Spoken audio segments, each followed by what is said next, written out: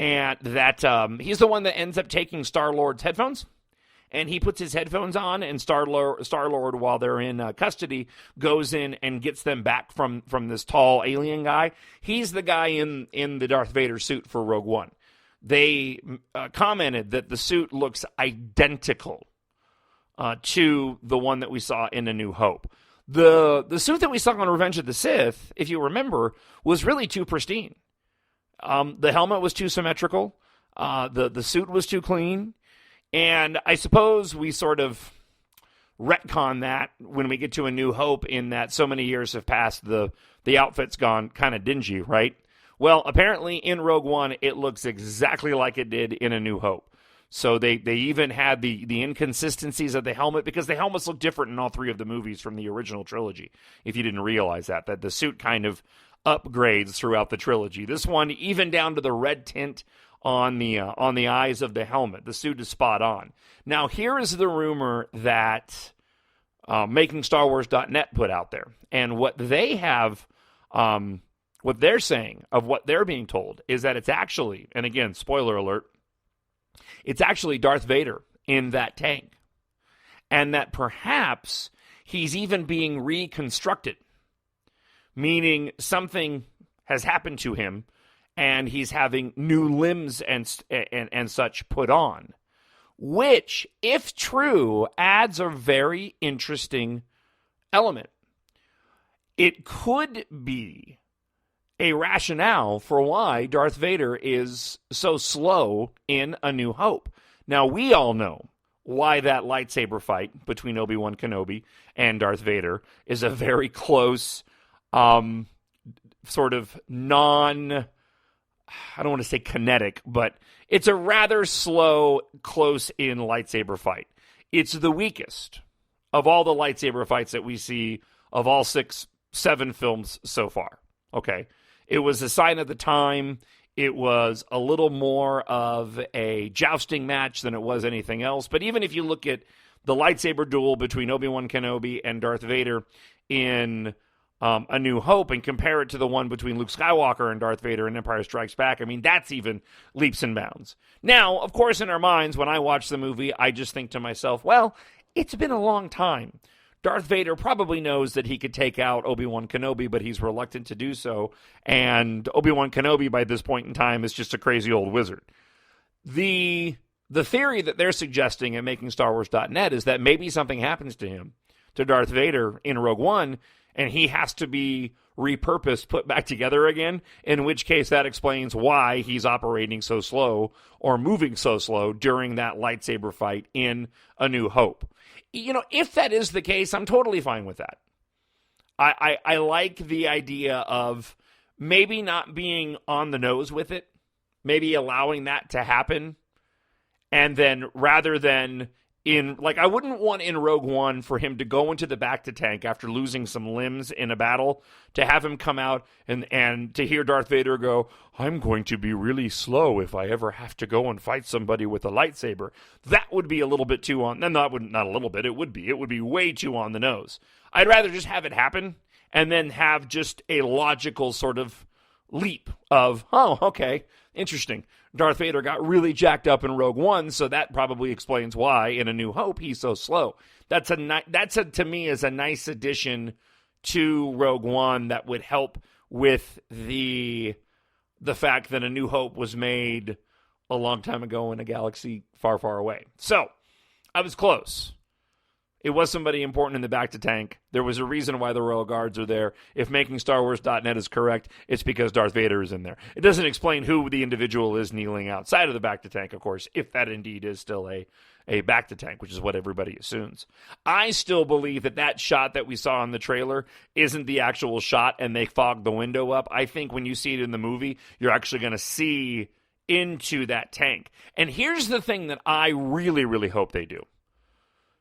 I hope that if they show a recovering Darth Vader in that bacta tank, obviously he probably wouldn't have the suit on, right? He'd look more like Luke Skywalker did in The Empire Strikes Back after getting attacked by the Wampa. I want to see Hayden Christensen in there. That, to me, would be amazing. That, to me, would be a fantastic addition that does nothing to turn off people that didn't like the prequels, but does everything to give the prequels the nod that they deserve in having Hayden Christensen be the guy in the tank, because that's what he would look like at that point. And in terms of age-wise, it actually would somewhat fit. I mean, you'd have a jacked-up-looking Darth Vader, obviously, because he's still got all burnt on Mustafar, but in terms of aging, Hayden Christensen would look appropriate, pretty close to appropriate for that particular scene. So I really do hope that they go in and go that route. All right, the other bit of news that I want to get to is, again, this Han Solo spin-off movie. It's being written and directed by the guys that did the Lego movie. They also did 21 and 22 Jump Street, which are really funny movies if you haven't seen them before. In terms of Alden Ehrenreich being cast as Han Solo, I haven't seen the guy yet, so I'll reserve judgment until I see him. I trust Disney and these people who are in charge of these films to make the right decisions as it relates to these Star Wars story spinoff movies. I am with a lot of people who say they don't necessarily need a Han Solo movie. If you had it on my list of movies that I want, Star Wars movies I want to see, Han Solo wouldn't be high on the list. Only because we know the character so well in being Harrison Ford, right?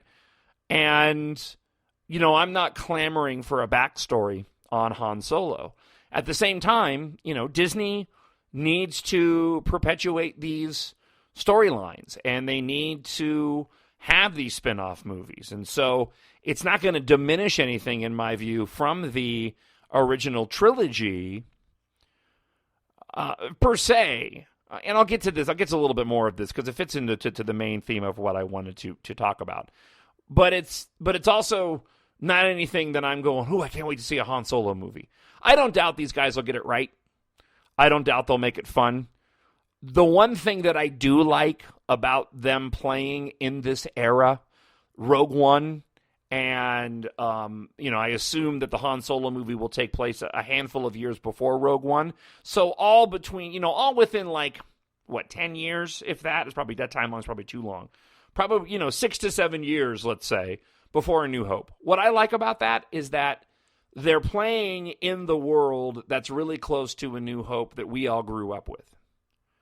And so we get to see a modern-day version of the universe at a time when most of us have the strongest connection to the Star Wars stories. And this is what I wanted to get into for the podcast today, because Disney has to do these movies now. Disney has to do all the movies that fill in the gap between episode 3 and episode 4. And there's a very specific reason for that. I went and grabbed my old school 1977 action figure case. I talked about this in one of my very first podcasts. It was either episodes, 3 or 4. It was in the first 5 episodes. But I have most of, I don't have all of them, but I got 20 or so. Has more than that? 1, 2, 3, 4, 5, 6, 7. Yeah, I got 20, 25 action figures here in front of me. I'm looking at IG-88, Star Destroyer Commander, original Han Solo with the smaller head. I have a Return of the Jedi Luke Skywalker. I have an original 1977 R5-D4. I have him. You can hear his head clicking, right? AT driver, AT-AT driver. I have a Admiral Akbar from Return of the Jedi. So I've got a lot of action figures in here. I also have I have 2 original R2-D2 from 1977. My C-3PO, and I can tell which one I got first. I have 2 of them. With the sculpt on the head was wrong at the time when they. It's funny the way it still clicks. The sculpt on the head for the original R2-D2 wasn't correct when they did the sculpt on that.